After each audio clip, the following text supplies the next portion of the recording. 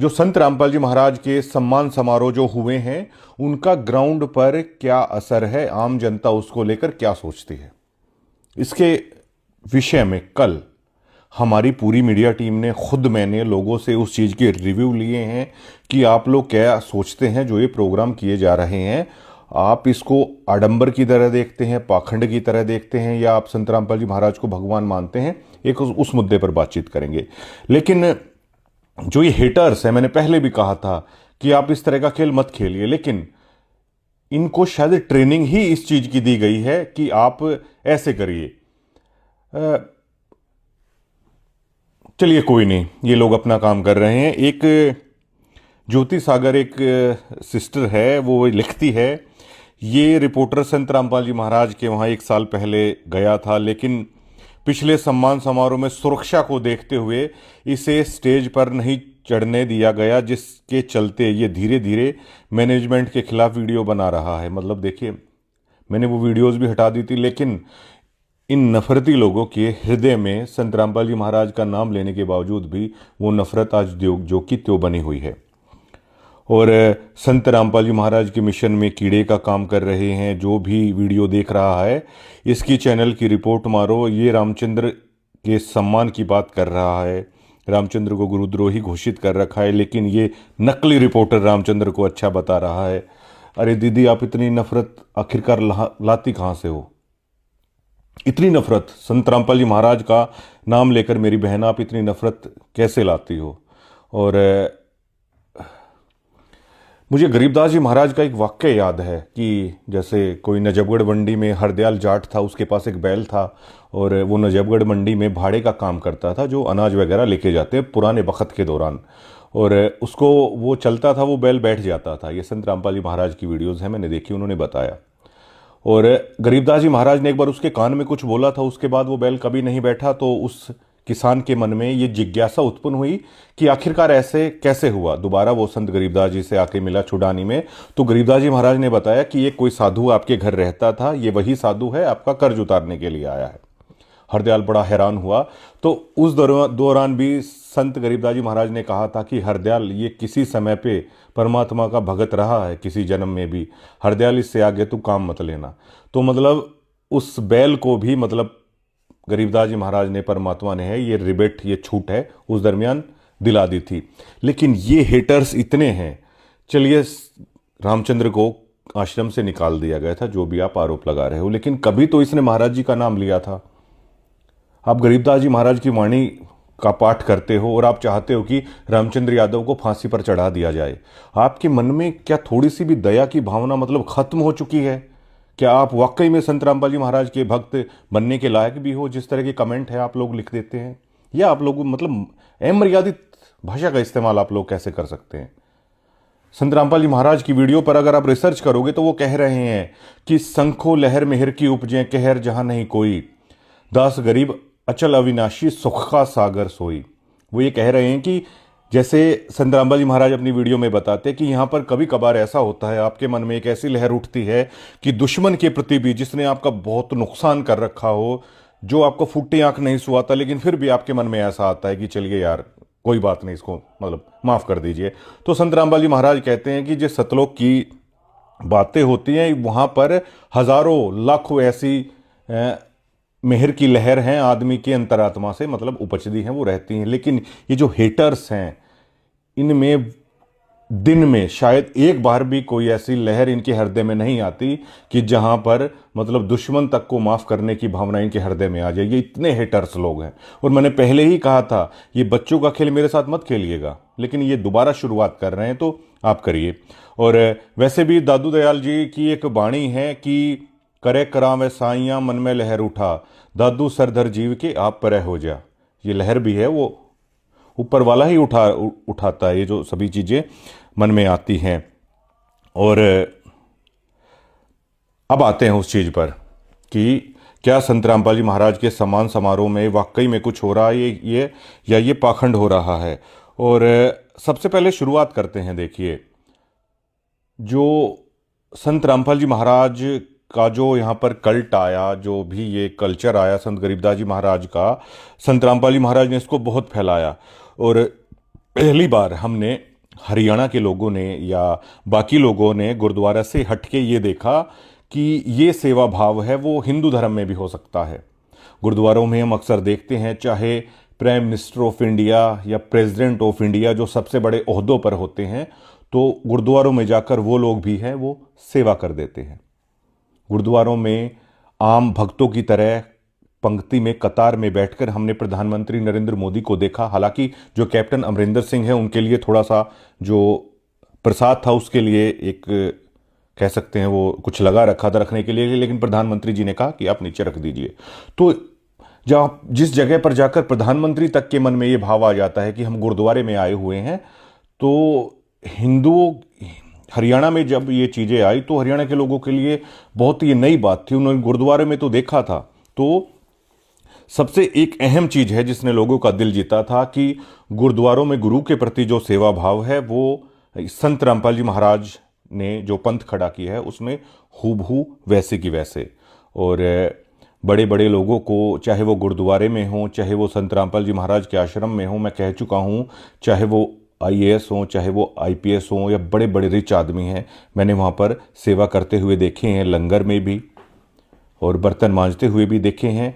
अगर हेटर्स की तरह होते ना, अगर उनके मन में ऐसी भावना नहीं होती, तो भैया ये बताइए, कोई आदमी आईपीएस रह चुका है, क्या वो बर्तन साफ करेगा? क्या उसके आगे पीछे जिसके नौकर घूमते हों वो आदमी ऐसा करेगा क्या? उस पर किसने असर किया? उस पर असर किया संत रामपाल जी महाराज की वाणियों ने। तो क्या ये जो प्रोग्राम हो रहे हैं, क्या ये संत रामपाल जी महाराज की वाणियों का प्रचार भी कर रहे हैं या नहीं कर रहे हैं? अब देखिए, नानक जी का सारा मामला, जो नानक जी का जो सिख धर्म है वो किस लिए हम मानते हैं? एक वो वाणियों की बेस पे चलता है, दूसरा चलता है वो लंगर सेवा जो करते हैं, और तीसरा चलता है जो ग्राउंड पर जाकर है वो जो मानव सेवा करते हैं उसके लिए चलता है, और पूरे विश्व में जाता है और सभी आदर के सही देखते हैं। मैं बता चुका हूं, चाहे प्रधानमंत्री इस तरह के मतलब वहां पर जाकर है मतलब सेवा करते हैं, लंगर छकते हैं और वाणियों को सुनते हैं वहां पे आराम से बैठ के। इसी तरह संत रामपाल जी महाराज की जो अन्नपूर्ण मुहिम चली है, इसमें गरीबों को राशन दिया जा रहा है, गरीबों के मकान बनवाए जा रहे हैं, और किसानों को जो पाइप दिए गए हैं उससे किसानों को है राहत मिली है। मतलब ग्राउंड पर कंक्रीट काम हो रहा है। उसके बाद पूरे हरियाणा में इस बात की चर्चा चली कोई कंक्रीट काम हुआ तो। लेकिन जो ये प्रोग्राम हो रहे हैं, क्या वो प्रोग्राम संत रामपाल जी महाराज की वाणियों का प्रचार है वो कहीं पर कर रहे हैं? इस विषय पर है आज हम चर्चा करेंगे। देखिए, जो आज का जो मॉडर्न जो समाज है ना, वो कबीर जी को वो रियलिस्टिक मानता है। कबीर जी की वाणी को, जिस वाणियों का प्रचार संत रामपाल जी महाराज करते हैं, कबीर जी की वाणियों को इसलिए रियलिस्टिक मानते हैं क्योंकि आज हर कोई एजुकेटेड है, रहन सहन में पाखंड से रहित, और उस भक्ति के सच्चे मार्ग पर उस परमात्मा, उस खुदा, उस अल्लाह, उस वाहिगुरु तक पहुंचाने का एक मार्ग मानते हैं। इसलिए कबीर जी की वाणियों को सभी लाइक करते हैं। उसमें कोई आडंबर नहीं है, उसमें कोई पाखंडवाद नहीं है, और वो सीधे आदमी को मतलब परमात्मा तक पहुंचाने का वो एक मार्ग है। इसलिए कबीर जी को सब लाइक करते हैं। जिसका संत रामपाल जी महाराज है वो प्रचार कर रहे हैं, वो चीजें साइंटिफिक है, इसलिए लोग इस पंथ से जुड़े भी। और देखिए, संत रामपाल जी महाराज के आश्रमों में हर बार जो ये समागम होता है, अब भी होना है और कुछ ही दिन उसमें बाकी हैं, तो बहुत सारे इंटरकास्ट मैरिज भी होती हैं, बहुत सारी इंटर स्टेट मैरिज भी होती हैं। अब हमारे हरियाणा में अगर कोई बिहार से शादी करता है तो देखिए, इस बात को सभी जानते हैं। कुछ लोग कहते हैं ये पैसों में लेके आए हैं, कुछ लोग कहते हैं अरे ये तो बिहार से शादी करके लाए हैं। हालांकि हमारा संविधान इस चीज़ों को नहीं मानता, लेकिन फिर भी हमारे आम समाज में उन लोगों को थोड़ा सा हेय दृष्टि से है वो देखा जाता है, ये तो बिहार से लेकर आए हैं। लेकिन संत रामपाल जी महाराज के आश्रमों में आप कभी देखिएगा, हरियाणा के बहुत सारे लड़के ऐसे होते हैं जिनकी शादी हो रही है बिहार की लड़की से, जिनकी शादियां हो रही हैं मध्य प्रदेश की लड़की से, महाराष्ट्र की लड़की से, या असम हो गया, बंगाल हो गया। ये आप आसानी से वहां जाके देख सकते हैं। वहां पर वो जो जब शादियां होती हैं, लेकिन कोई उनके बारे में ऐसा नहीं बोलता कि ये तो बिहार से लाकर शादी कर ली, ये मध्य प्रदेश की लड़की से इन्होंने शादी कर ली। वो ऐसा क्यों नहीं बोलते? क्योंकि आम लोगों को ये पता है कि संत रामपाल जी महाराज के आश्रम में जो शादी होती है वो दहेज रहित होती है। संत रामपाल जी महाराज के आश्रम में जो शादी होती है उसमें किसी तरह का ज़्यादा दिखावा है नहीं किया जाता, बिल्कुल साधारण तरीके से हैं वो शादियां हो जाती हैं परमात्मा को साक्षी मानकर। इसलिए जब वो समाज के अंदर आते हैं तो हरियाणा के लड़के ने बिहार की लड़की से शादी की, उनको कतई भी हे दृष्टि से नहीं देखा जाता, मान सम्मान की दृष्टि से देखा जाता है। ये भुंडू प्रधान छारा का मैं इंटरव्यू कर रहा था तो उन्होंने भी कहा था कि देखिए दहेज में या खर्चे कितने पैसे लगते हैं और महाराज जी तो मतलब एक एक जोड़े में है, मतलब शादी करा देते हैं। ये संत रामपाल जी महाराज का बहुत महान कार्य है। वो एक तरीके से ये शादियां करके पूरे हमारे भारत देश को एक सूत्र में पिरो रहे हैं। पूरा भारत देश एक हो रहा है, जो रिश्तेदारियां बन रही हैं। रणदीप हुड्डा ने देखिए नॉर्थ ईस्ट में जाके शादी की थी ना, तो हमारे चाचा ताऊ तब भी ये सवाल है, वो कौतूहल का विषय बना था, रणदीप हुड्डा ने नॉर्थ ईस्ट में शादी कर ली। इतने बड़े एक्टर भी अगर ऐसा करते हैं तो भी हमारे हरियाणा में ये मानते हैं नॉर्थ ईस्ट में शादी कर ली उन्होंने। लेकिन संत रामपाल जी महाराज के यहां पर हो रहा है ना, तो लोग उन्हें सम्मान की, इज्जत की दृष्टि से देख रहे हैं। ये एक संत का कमाल होता है, पूरे देश को एक सूत्र में पिरो रहे हैं। एक सबसे बड़ी ये चीज है जिससे लोग प्रभावित हो रहे हैं। और संत रामपाल जी महाराज से जुड़कर लाखों लोगों ने नशे छोड़े हैं। ये इस बात के पुख्ता सबूत हैं। संत रामपाल जी महाराज को गुरु बनाकर लाखों लोगों ने नशे छोड़े हैं। बहुत सारे नशा मुक्ति केंद्र भी हैं। मेरे कई सारे नॉन दोस्त हैं जिनके उन्होंने अपने भाई को नशा मुक्ति केंद्र में छोड़ा, लेकिन उन्होंने बताया कि कुछ हासिल नहीं हुआ। उनका पैसा है वो खर्च हुआ, आने के बाद दोबारा से मतलब वो फिर है वो शुरू कर देते हैं। और नशा मुक्ति केंद्र का जो कई जगह ऐसी बातें भी आती हैं, नशा मुक्ति केंद्र का इस तरह का व्यवहार था वो भी उन्होंने सहन किया। लेकिन नशा मुक्ति केंद्र हमारे हर डिस्ट्रिक्ट में या जगह मिल जाएंगे, लेकिन उसमें सफलता नहीं मिली, सफल नहीं हो सके।